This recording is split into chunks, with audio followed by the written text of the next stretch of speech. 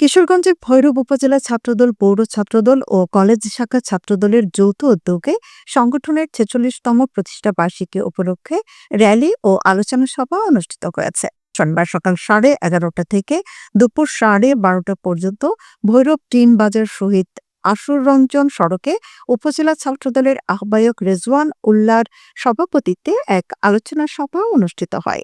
এর আগে একটি র্যালি ভৈরব পৌর বালিকা উচ্চ বিদ্যালয় থেকে শুরু হয়ে সভাস্থলে এসে শেষ হয়। কর্মসূচিতে প্রধান অতিথি হিসেবে উপস্থিত ছিলেন বিএনপির ময়মনসিংহ বিভাগীয় সাংগঠনিক সম্পাদক ও কিশোরগঞ্জ জেলা বিএনপির সভাপতি শরীফুল আলম। বিশেষ অতিথি ছিলেন ভৈরব উপজেলা বিএনপির সভাপতি রফিকুল ইসলাম, ভৈরব উপজেলা বিএনপির সাংগঠনিক সম্পাদক ও হাজী আসমত কলেজের সাবেক ভিপি সাইফুল হক, পৌর বিএনপির সভাপতি ও সাবেক পৌর মেয়র হাজী মোহাম্মদ শাহীন, পৌর বিএনপির সাধারণ সম্পাদক বিপি মুজিবুর রহমান প্রমুখ।